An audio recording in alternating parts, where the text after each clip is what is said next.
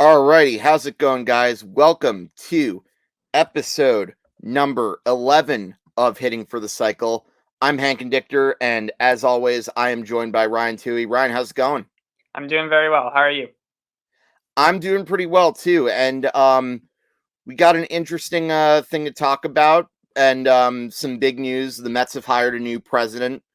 Our Yankees may or may not be cursed, and obviously, we got to talk about some more pennant race news. But before I get into any of the meat and potatoes, I'd like to give you guys a friendly neighborhood reminder. Please don't forget to follow us on Facebook, X, and Instagram at HFTC And of course, you can follow the Empty the Bench podcast network at ETB Network on Facebook, X, sorry, screw you, Elon, Instagram and TikTok, where you can pretty much follow a lot of our shows. We've got this, and we've got the 3&D, and we've got obviously the namesake of the network.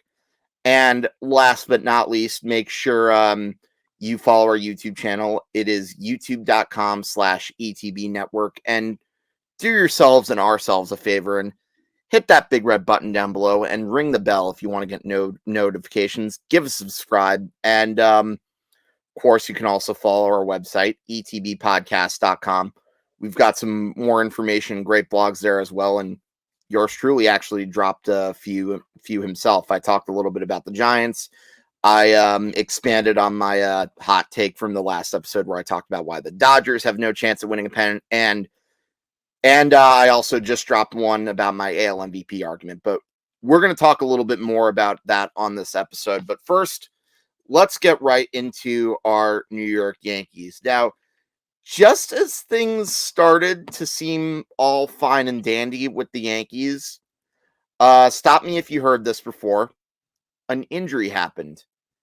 Jason Dominguez, the Martian who had been setting the league on fire, tears his UCL. He's out for the season, and he's probably not going to be back until, I want to say, maybe May of next year. Ryan, it begs the question. With all that the Yankees have dealt with within the past 15 years since we last won a World Series, would you say that they are a cursed franchise? As a Yankee fan, I would love to say that based on everything that's happened to this team, like you said, for the past decade and a half. And Dominguez, obviously, that's a humongous blow for the Yankees because he was probably going to be their starting center fielder for next season. And with this injury, you said that he'll come back probably May. I would say that's the earliest return for Dominguez. I probably think maybe June or July would be a little more realistic. Mm-hmm. Because that's typically, I remember when Didi Gregorius had a UCL injury back in 2019. He came back in around June or July as well. So when it comes to position players, I would typically look around that time frame. In regards to the Yankees being cursed, as a fan, I would like to believe it. If I'm trying to be realistic here, it's probably a mix of just bad luck, unfortunately, mixed with just I don't know what kind of workouts these guys are doing, but whatever they're doing, they got to stop pushing themselves so hard at the gym or like on cardio or whatnot because there are so many injury prone guys on this ball team, whether it's Giancarlo Stanton, Dominguez. When I looked at Dominguez, when I first saw him, Mm-hmm. I was a little fearful because he's such a ripped guy that he could potentially be prone to injuries. Now, this is only one injury, but it's already happened so early in his career. He only played 4 or 5 games before this injury happens. So I'm hoping this is not a trend where injuries just impact his career like it did to guys like Greg Bird and Luis Severino. So we'll see. But with all these injuries that keep happening year after year after year, and the fact that the Yankees just cannot get out of their own way to get back to the World Series. As a fan, I would say this team is just completely cursed. As a normal person, I guess, or just I guess a casual fan, I guess that's a better word for it. They're probably not cursed. It's just bad luck, unfortunately, and just things not going your way, and just yeah. See, Here's my take on that whole assessment of the term cursed. Hmm. I mean, as much as I tend to want to believe that the Yankees are cursed, I mean, it does feel like that. Like, I feel like now with what's been happening since '09, it's starting now we're kind of starting to get and now we're starting to understand what the old Red Sox pre 2004 pretty much felt like, Yep. if I'm making any sense. Like the rough losses coming close but no cigar, the injury luck. I think definitely it feels that way, but I feel like curse is often a word we use to just, so that way we don't have to fully explain why certain bad luck happens. I mean, look, I'll be honest with you, even at a young age, I always thought the story of Babe Ruth was kind of funny that, like, he goes to the Red Sox, places a curse on them, goes to the Yankees start winning, but even I thought the idea of Babe Ruth somehow placing a curse on another team just because he got traded was a little bit ridiculous, so to speak, if you know what I mean. And um, quite frankly, I think you pretty much said it best. Yes, the Yankees have had bad luck with injuries. I mean, losing Aaron Judge for a certain amount of time, losing Dominguez, but unfortunately, the reality of the situation is injuries happen. That's just a part of the game, is it not? Yep, absolutely. And they play basically every day for 6 months straight. Hmm. They only get a day or two, they only get one day off in between here and there, with the exception of the All-Star break. So it definitely takes a toll on their bodies, especially nowadays more than ever. Because, like I said, guys are stronger and leaner and faster and more athletic than ever. So they're more susceptible to getting injured nowadays compared to a little you know to back then, when like in the 70s and the 80s. I mean, there are guys who play. I mean, there's still guys who play every day. Guys like Matt Olson and Ronald Acuna from the Braves. They've played basically every game this year for them. So there are guys who still play every day, and they want to play every day. But still, like, I think some guys just need to take it easy on the workouts that they do, and they just have to, yeah, watch themselves a little bit more. Yeah, I would agree with that assumption, and I think another reason that we call them cursed, but like we don't really want to fully talk about because it's management and it sounds boring. The Yankees front office has not always taken that extra step to win, and I'm sorry to say it, but that's true. Mhm. And if you look at pretty much what's happened, see, one of my hot takes with the Yankees is that 2001, in my opinion, was actually a worse loss in Yankees history than 2004. And I know 2004 involved a loss that's very uncommon, but if you remember, after '01, one of the big reasons the Yankees really started to lose that evil empire like moniker was because that was when they stopped relying on the farm system. That was when they kind of started relying on the free agents. And even 20 years later, like, other than the Aaron Judges and maybe Robbie Cano, for an example, or Brett Gardner, when have the Yankees really been consistently great with developing homegrown talent? Not too often. And those who, now granted, there were some who came up from the farm who did make an immediate impact. Guys like Gary Sanchez, Luis Hmm. Severino, even Clint Frazier, and Greg Bird, when those guys came Hmm. up, they did make an impact on the club. But unfortunately, they got a lot. All those guys dealt with injuries down the road, and their performance declined dramatically, and they just couldn't sustain it. And now they're all, well, I mean, with the exception of Severino, he's still on the team, but there's a very high chance that he's not back next year. All these guys are gone, and it's a bit of mismanagement on the ownership's part, and like I said, injuries again, and yeah, it's just things have not gone the Yankees' way a lot of the time for the past decade and a half. Yeah, I think if I were, let me put it this way, if there was such a thing as a curse doctor, which I don't really think there is. I think I'm just being a little bit ridiculous here. But let's say I were a curse doctor and this were the Yankees. I would diagnose the Yankees with bad luck with bad luck as a side effect of poor management. The numbers might not reflect the poor management, but I'm sorry if you're a big market team and you haven't been in a World Series since both of us were in middle school. There's something wrong with that. Let's not kid ourselves. Yep, I agree.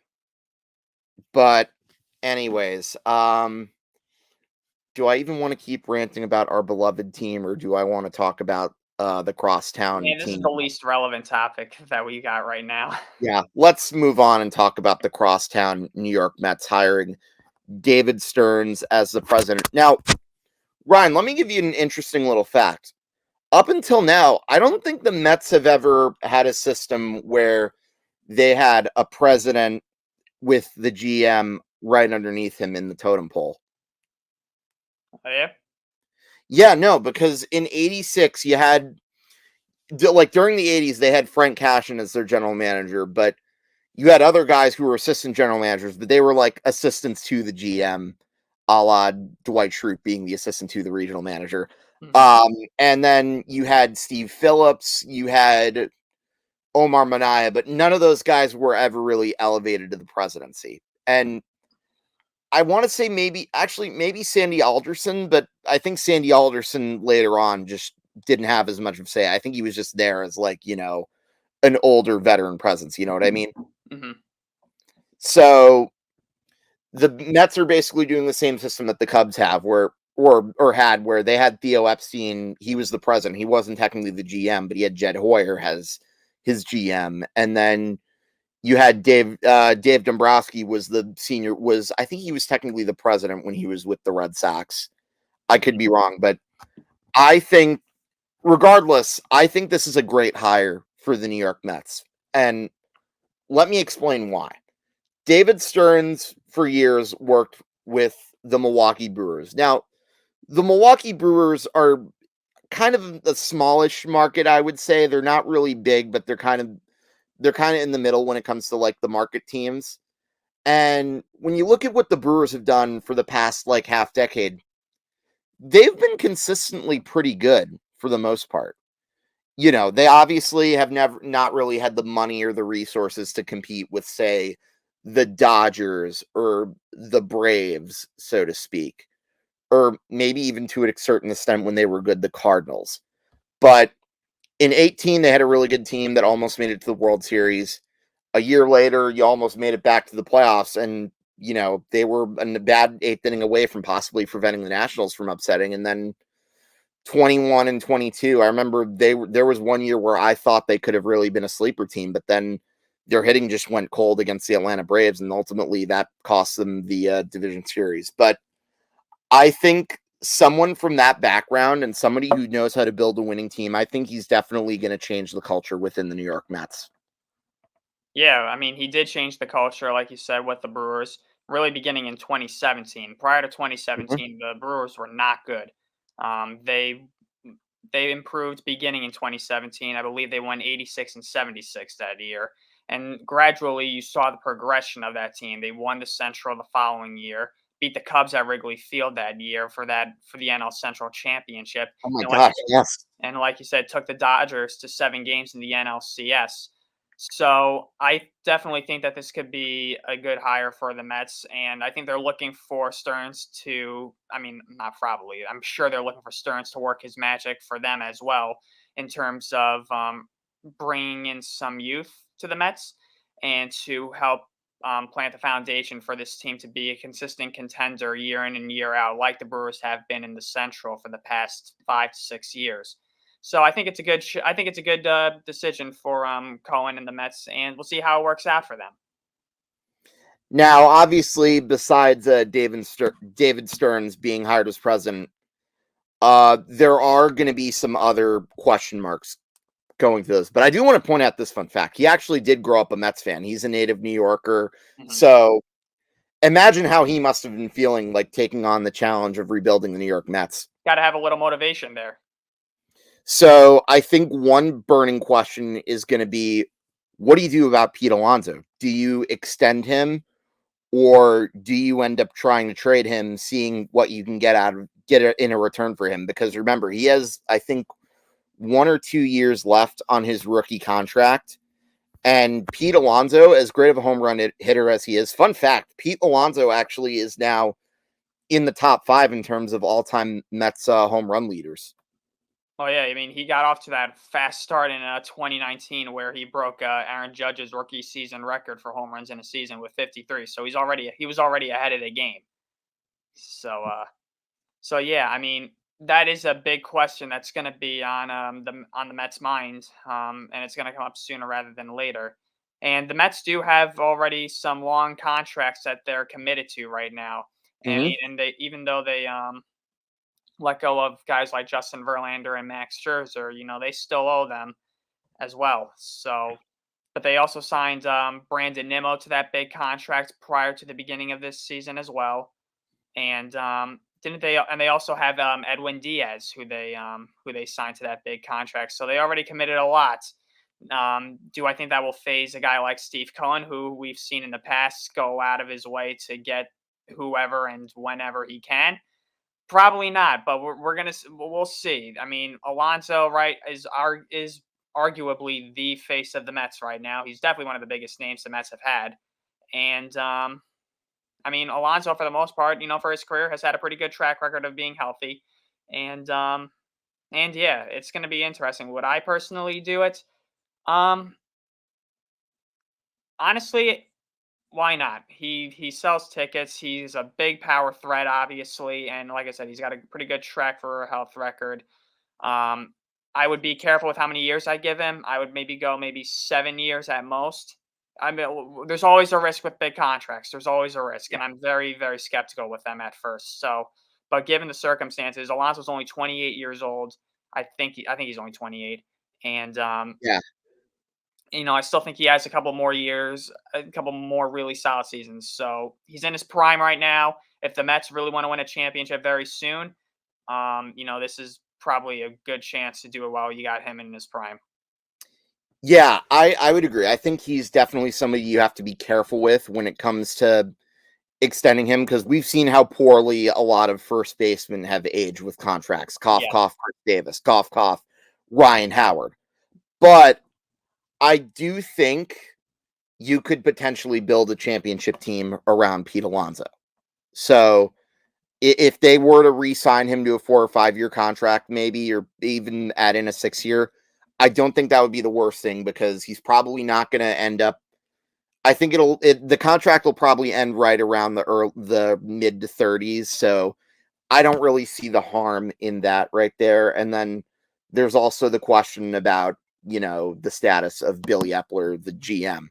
I personally think, and while I'm fine with praising him for what he did at the trade deadline, because look, let's be honest, there was no way they were going to win with what they had. Trading Verlander and Scherzer, even though it seemed to hurt them, it was the right thing to do. And that's looking even more obvious now with Scherzer's injury, but we'll get into that a little bit later. But he rebuilt the farm system in one fell swoop with the trade deadline. However, does that mean I can forgive Billy Epler for past mistakes? Not necessarily, because he's kind of the reason the Mets are in this mess to begin with. So I don't know if I would bring back Billy Epler. And then there's also the question about Buck Showalter. Do you keep him at all? And again, he might, considering he's getting up there in age, he may step down. He may come back another year. We don't know. I personally wouldn't mind if you brought Showalter back, because look, can you blame him for some of what the Mets have done? Yes, but at the same time, he's not the GM that's made all the moves that's put the Mets in this mess. He's not the one that's getting up there and swinging a bat. So I don't know. I'm a little iffy when it comes to blaming the manager. I think you kind of know that based on past discussions we've had, Ryan. Yeah, I mean, on paper, going into the season, the Mets roster was completely stacked. You look at that roster and you're thinking to yourself, all right, this is at least a 90 to 95 win team. But Hmm. unfortunately, the Mets just had a lot of bad luck this season. A lot of guys underperformed, and there were a lot of injuries, and just things just did not go their way this season. And it Hmm. does happen, unfortunately. And for Met fans, obviously they want to get back to the World Series. I mean, when they had that miracle run in 2015, that was a nice, pleasant surprise. And since then, they've had some good teams. I mean, they had a very respectable team in 2016.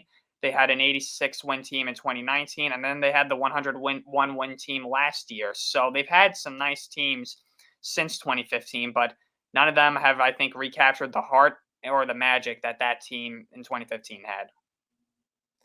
Yeah, I would agree. Definitely, I think they definitely will have their work cut out for them for sure. But I don't think this is a rebuild that would necessarily last long. I think you can improve your team within the next few years, especially because, like I said, remember David Stearns, as I mentioned, worked in Milwaukee.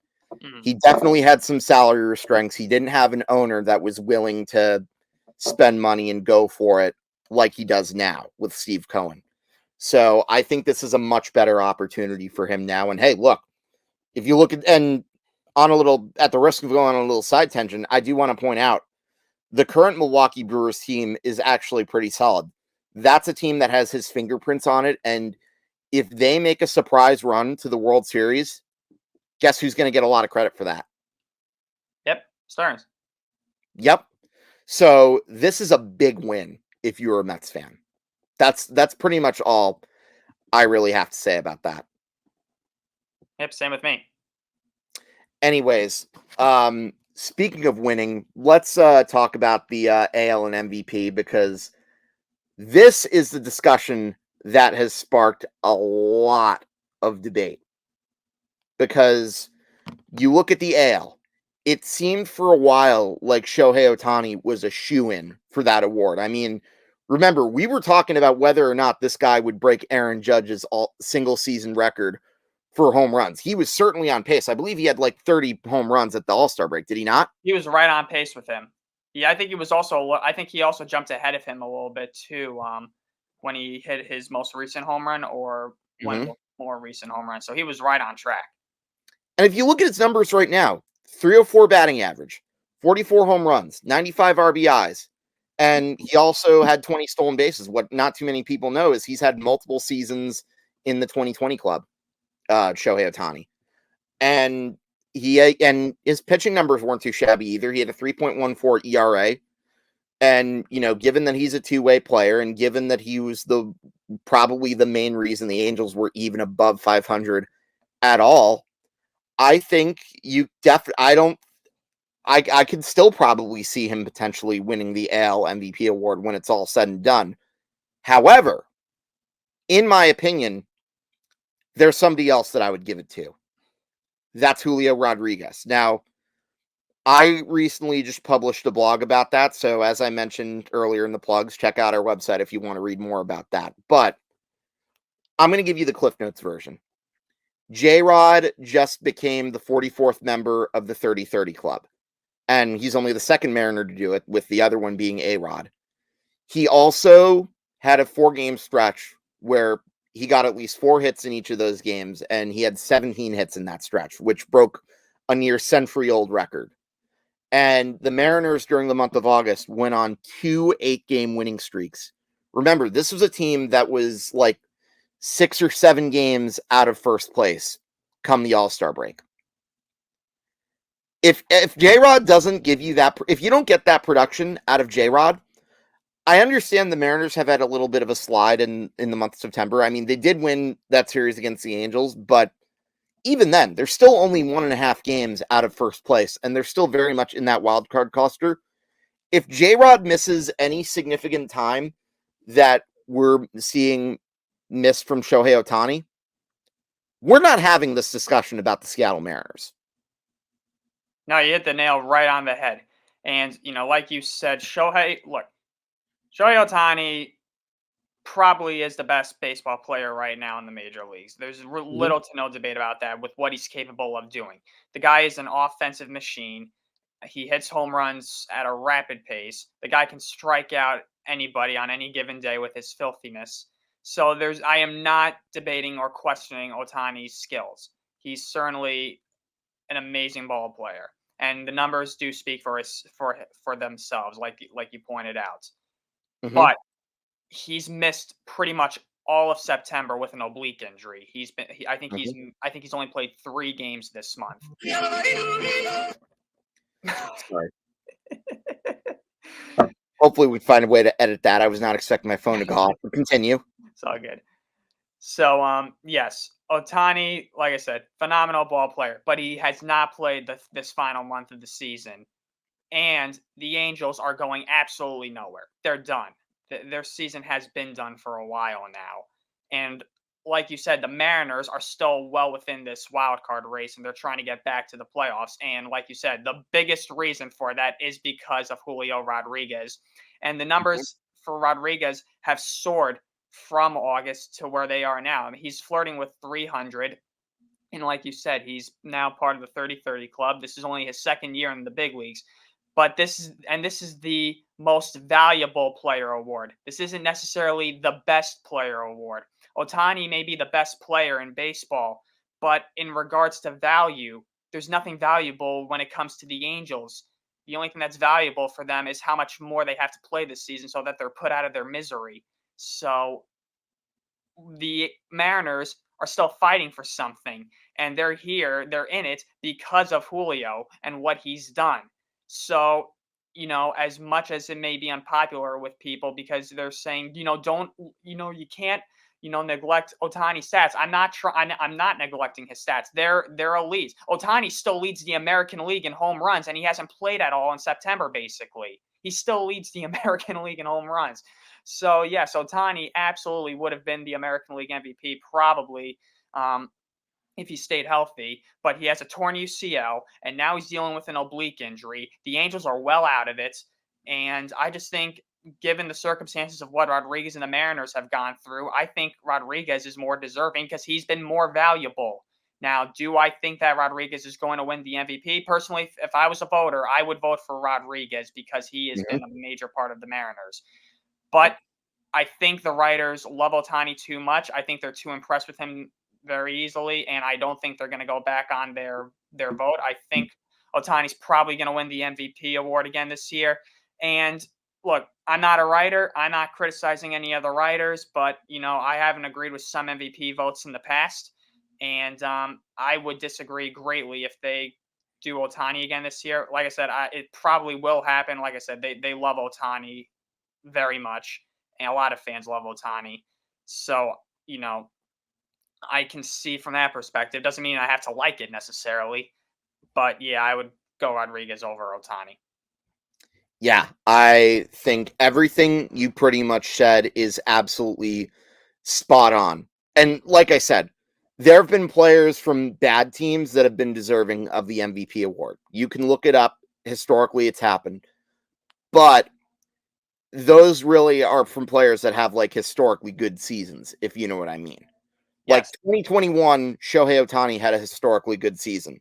Mike Trout, you can't really take away his MVP awards because those were historically good seasons. And if anything, you could also argue that there were some years where he would have won the MVP, but you had Miguel Cabrera doing really well. So, it is what it is. But at the end of the day, yeah, Julio Rodriguez has changed the culture of Seattle Mariners. In fact, besides 30-30, he's the only player to get at least 25 home runs and stolen bases in his first 2 major league seasons. So I don't know about you, but I know that contract may have looked like big when they gave it to him, It but was a massive gamble because he just got up here. it was. But I was on record at the time for saying that it was a good contract for the Seattle Mariners. And guess what? I stand by that. I don't care that, something could happen. You have to think about it like this. If you have a young prospect in your system and you're that confident in him, you don't want to risk losing him. And the Mariners are trying to change their culture. I respect the Mariners for taking risks and trying to go for it. And I think that's what they're doing. And look, I hope they make a big run in the American League, personally. Oh, me too. Like I said, Anyways, yeah. No, I was just about to say, like I said, I said it a couple of weeks ago. They're the only team who's never been in a World Series. It'd be awesome to see them in a World Series. absolutely. Anyways, let's get to the NL MVP because this one, in my opinion, there really is no wrong answer. And we kind of talked about it a little bit, but Mookie Betts, as of right now, he became just the third leadoff hitter to amass an 100 RBI seasons. And when it's all said and done, I could be wrong on this, but I'm going to go out on a limb and say he's the only leadoff hitter in Major League history to have he'll be the only Major League hitter in baseball history to have a 40 home run, 100 plus RBI season. And I understand he didn't get the 40, he's not a part of the 40-60 club, or potentially 40-60 club, because Acuna has 37 right now. I understand he didn't do quite what Acuna did, but for a leadoff hitter, that's pretty damn impressive. And if you take Mookie off of the Dodgers, who knows if they even win as many games without him. In fact, take him and Freddie Freeman off the Dodgers, and you look at the pitching staff they have, they might still be in first place, but would they have wrapped up the division in July? I don't know. Now, as far as Ronald Acuna goes, whew, that's pretty damn impressive. Like a 330 batting average and 37 home runs, 66 stolen bases. I was talking about this with Nick not too long ago. Those are Ricky Henderson-like numbers. Actually, forget that. I don't know if Ricky Henderson even topped 30 home runs in his career. The closest he had to having a season like Ronald Acuna was in 1987 when he hit 28 home runs and stole 87 bases. Yeah, I mean Henderson had power, but he was never necessarily a power hitter. Right. But yeah, yeah, you hit the nail on the head. This is a very, very close. This is a very close race, and it can go either. It can go both ways. Both guys are very deserving of the MVP award, in my opinion. And personally, for me, if I had to choose, I would probably go with Acuna because the Braves have already clinched the National League East. They've been dominating everybody this season. They've just steamrolled the entire league, and they took 3 out of 4 at Dodger Stadium last month. Or earlier at the beginning of this month, I should say. So they already made a statement right then and there, and Acuna was a big part of that series as well. And that's obviously, has had a phenomenal season. And 100 RBIs for a leadoff man is unheard of. That does not happen. That does not happen very often. Leadoff guys are your table setters. They're supposed to get on base. When they're driving them in so frequently, it goes to show just how consistent and how much Betts has been hitting the ball this season. And Betts and Acuna have just really, it's an exciting race to see. It's fun to see how these guys have just dominated the league this whole year. And like I said, they're both very deserving of this MVP award. But if I had to choose personally, I would lean a little more toward I would choose Acuna because he's gonna I think he will get to 40-70. We still have 2.5 weeks left of the regular season.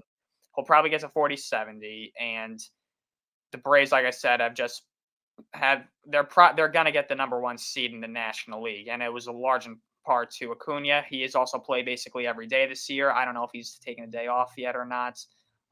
So I would go Acuna, but Betts is definitely Betts has nothing to be ashamed of either. So yeah. Now, let me bring up this too. And what makes this also impressive, who do you pitch to in that lineup? That's another thing that has to be considered. Yeah. Because you have 3 players over 30 home runs. They could potentially be the second team to have 3 players in the same lineup with over 40 home runs. You know who the last team to do that was? The Yankees? No, 73 Braves. Oh, wow. That was the team that had Hank Aaron.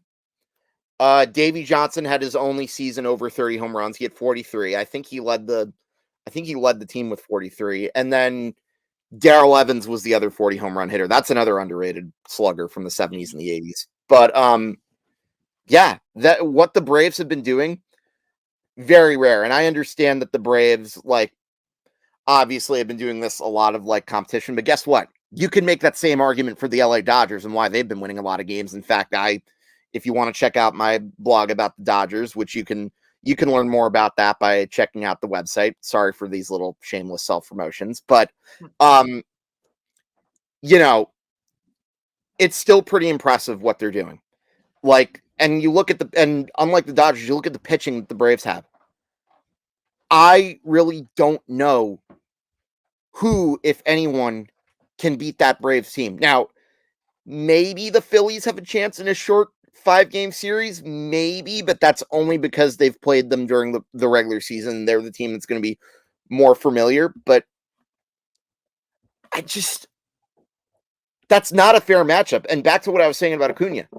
He's getting pitched to a lot because it's pick your poison. It's essentially Big Red Machine 2.0 is what it is. Well, yeah, I mean, when it comes to the Braves and the Phillies, though, the Phillies, can look back at last year. I mean, the Phillies right now have the edge in terms of trash talking in recent years. I mean, the Braves have won the World Series more recently, so Brave fans have that. But the Phillies were the ones who dethroned them the last year, and the Braves had a much better record than the Phillies last year. The Phillies were an afterthought going into that postseason. A lot of people thought they had no chance, and I was one of them. I thought the Phillies were going to be one and done by the Cardinals in the wild card rounds, but they made it all the way to the World Series, and they eliminated the Braves, and it only took them 4 games. So, the Braves and the Phillies, it's a rivalry in the National League East, and there was that quote from Philly manager Rob Thompson. He wasn't exactly happy with how Acuna celebrated his home run, and Acuna told him, "If you don't like it, stop it. If you can't stop it, admire it. And if you can't admire it, then settle down and let everybody else enjoy the show." So there's a little bit of ego battling between the two teams, but that's what makes the sport fun for fans nowadays. I personally I've never been a fan of watching home runs. That's just who I am. I'm not faulting anybody who likes it. If you like it, that's totally fine. But yeah, it's a rivalry, and the Phillies, both sides can trash talk a little bit right now, and I think these two teams are destined. I think they are going to see each other in the postseason, and that should make for a fun series. Oh hell yeah! It's gonna. I don't know if it'll have the same feel of Red Sox Yankees from 2003 to 2005 because. No. Again, it sucks that you only get that as a division series based on the way it's formatted, but that'll definitely be fun to watch, and I can honestly see that going the full 5 games. But in any event, yeah, and back to what you said about Thompson, or maybe tell your pitchers not to throw him meatballs. That too, so I can see both sides to it. I mean, tell your pitchers to stop trying to become chefs at an Italian restaurant and serving up meatballs. Yes, I understand. I have said that before too. Like, they don't like it, stop throwing that pitch to him. So yeah. Now, moving on, let's talk about the team with the best record in the American League. But currently, they're only 2 games ahead of the Tampa Bay Rays for first place. That's the Baltimore Orioles. The Orioles have been kind of a sleeper in terms of one of the better teams, and I think the reason for this is because you have the 3-way race in the AL West, because the Houston Astros, the defending World Series champions, are involved in that, and they've had to fight off not just the Texas Rangers, who have pretty much been their only challenger. We thought. Now all of a sudden the Seattle Mariners have entered the picture, and I talked about how much of an impact Julio Rodriguez has had for them, but then we get to the Orioles. They've had a breakout season from a lot of their young players in their lineup. They've had one of the best bullpens in baseball, and there's a reason why they're the only team in the American League to win over 90. And I think part of the reason for that is you don't have as many other teams trying to beat each other up in the same division. I mean, granted, the AL East is the only team that has every team over 500, but the Toronto Blue Jays have been so far behind the Rays, and they didn't really start to improve until later on in the year. And the Yankees and the Red Sox have had their fair share of ups and downs, and they've really been battling it out for who avoids the cellar. And I think the Orioles definitely have the potential to making a run because I look at it like this. The Orioles don't have the experience like everybody else has. They don't know what that's like, but that might be to their advantage because they don't know whether to be nervous or not, and they're still a relatively young team. I mean, the way they're building things, they could end up being the powerhouse like the Braves eventually, you know. But one of their big injuries that they've been dealing with is Felix Bautista. He's been one of their best relief pitchers, and he had a partial tear of his UCL. We don't know if he's going to be pitching later on in the regular season, and we don't even know if they're going to get action from him in the postseason. How much do we think this could affect the Orioles? For me personally, I don't think it'll affect them too much, to be honest with you. Now, Mm-hmm. Bautista obviously has been a major, major component of the Orioles. He's locked down games for them. There have been a few times here and there where he's been hit, but the Orioles are an offensive reliant team. They score a lot of runs. They rely on guys like Adley, obviously, Gunnar Mm-hmm. Henderson, Austin Hayes. That is a very dangerous lineup. So I think their main goal going into the postseason is, well, I think their mentality is, you can throw whoever you want against us. We're going to hit your pitcher and we're going to knock him out early and often. So I think their goal from an Orioles perspective, because the Orioles don't have the strongest rotation, but they Mm-hmm. so like I said, I think their mentality is to try and outslug the opposition more so than outpitch them in the postseason. Now, there's the old saying that good pitching beats good hitting, but I think the Orioles lineup is one of the best in baseball. I do think the Orioles can can outslug anybody basically, even the Astros, the defending world champions. But there's no question losing Bautista will be a blow because the Orioles bullpen, it's solid, but it could be better, and having Bautista definitely helps out. But I do think that the Orioles, regardless, like you said, they're a young team. They're scrappy. They've proven everybody wrong that they were no slouch last year. I thought they overachieved last year. They proved me wrong. They shoved me up right then and there. I mean, they're on pace for 100 wins, and they're going to go into the playoffs, with a lot of confidence. They're going to go. They're going to be excited. They're going to be very pumped up. They can't wait. They love to play. I don't think I've seen a more enthusiastic team this entire year, other than maybe the Braves. I don't know if I've seen any team more enthusiastic than the Orioles. They know how good they are, and they just love to prove people wrong. And they are going to go into the postseason with a lot of confidence, with a chip on their shoulder. And no matter what the circumstances they're given, they're gonna they're gonna prove that they belong. And this is a very solid team, and they're going to be very dangerous for a while. Here's why I think the Bautista injury could really hurt them. Mhm. Because all it takes is one lost game from the bullpen and the momentum could change. So that's where I do have a worry. But otherwise, I would agree with you. I think the Orioles, with their lineup, they've been very fun, very scrappy. And, I don't get the sense that they're afraid of a team like the Houston Astros should they meet up Well, they're in not. the They're not American League afraid of Championship anybody. Series. They don't have that fear. They're young, and like I said, that's something that they could use to their advantage. And we've seen Absolutely. a lot of teams use that to their advantage. Absolutely. And playing at Camden Yards, that place in October, they haven't had an October baseball game since 2014. That place gets rowdy, and those fans are right on top of you. That place is electric in the playoffs. So they're definitely going to feed off the home crowd. There's going to be water guns splashing all over the place, probably in left field if somebody hits a home run. So I definitely think that playing at Camden Yards too plays a big role for the Orioles in the postseason. And they love playing at home, and those fans are very passionate too. So whoever goes into that stadium, just be prepared because it's gonna be a zoo. So, speaking of young kids, hold on. Excuse me. Mhm. The Chicago Cubs called up their young rookie, Pete Crow-Armstrong. Now, you might recall this was a player who was originally part of the New York Mets system the Mets ended up trading him to the Chicago Cubs for Javi Baez. And gee, I wonder who won that trade. And as far as the Cubs go, honestly, I think he could definitely be a good reinforcement for them. I know they lost a rough series to the Colorado Rockies, but the Cubs have been another team that's kind of fun to watch. They're not that great in the sense that you don't have the feeling that they can compete with the big boys in the National League, but you've been getting some good pitching from Justin Steele. And then the fact that they've been hanging around and they still have a chance to win the division in September.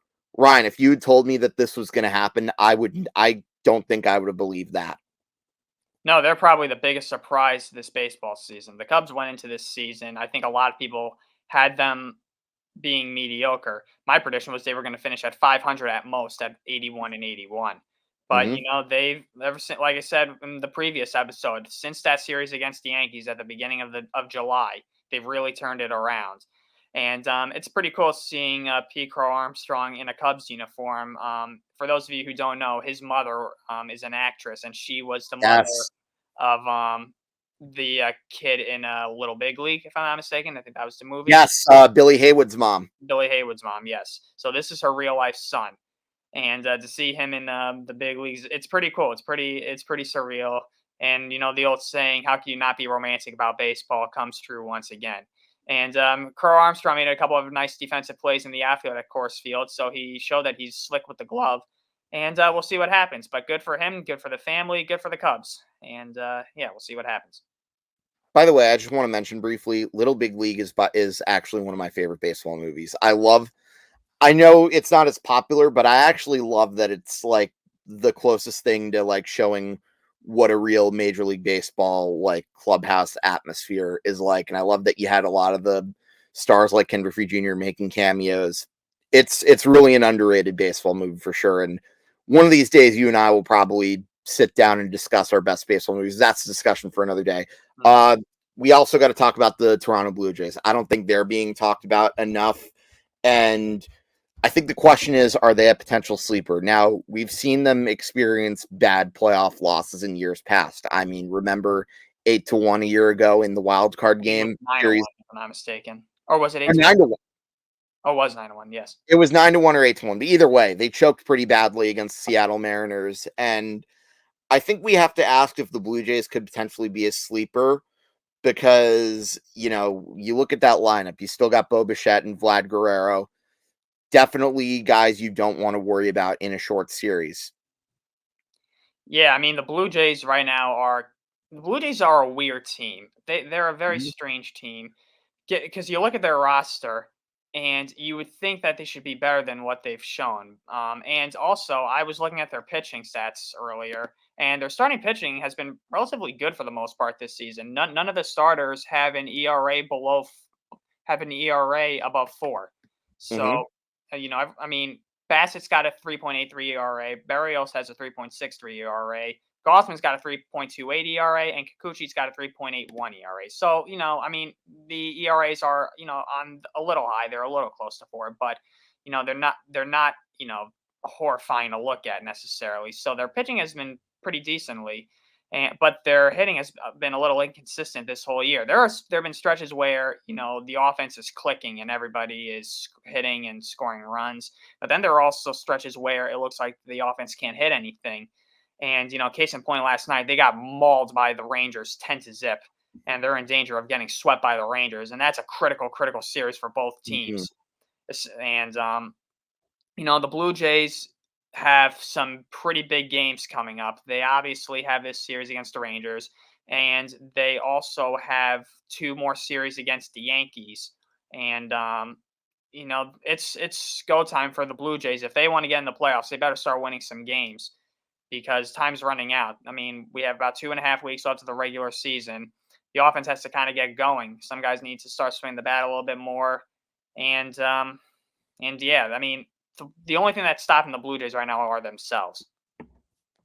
Yeah, right now, as we speak, I have the wild card standings right in front of me. The Blue Jays are 1 full game behind the Seattle Mariners and 1.5 games behind Texas. So it's a dogfight to say the least. The last three, the only team that's really in the wild card that has a real comfortable lead is the Tampa Bay Rays, and even then, they still have to play one of those teams. So, it's really, are they really that comfortable? Because then anything can happen in a short series. And speaking of which, I think we should transition to this before we end the show. Max Scherzer, it's just been announced, is out for the remainder of the regular season with a muscle strain. Now, in addition to that, we don't even know if he's going to be available to pitch for the Texas Rangers in the postseason. And to say that this is a blow for the Texas Rangers would be the understatement of the year, because they gave up one of their top prospects. Texas Rangers went all in for a push to win their first World Series, and now they're just hanging on for dear life in the wild card race. So definitely some uneasy times in Texas if you're a Rangers fan. Absolutely. I mean, Scherzer was supposed to be the final piece of that puzzle to get the Rangers to the top. I mean, obviously the Rangers have lost a Grom at the beginning of the season. He was supposed to be a part of that rotation that helped carry them to the World Series. Now they've obviously had phenomenal years from Nathan Eovaldi, even though he's missed some time obviously with injuries. And that offense is still deadly. Even though there have been times where they've been shut down as well. The Rangers have been kind of a weird team too. They got off to that great start, then they slumped a lot during the summer. They're still in it though. Obviously, they're still in that fight for the American League West with Houston and Seattle. So their season is not over by any means. But like you said, they went all out to make this the year for the Texas Rangers. This was the year for them to finally overcome the Astros in the American League West to take back the top of that division.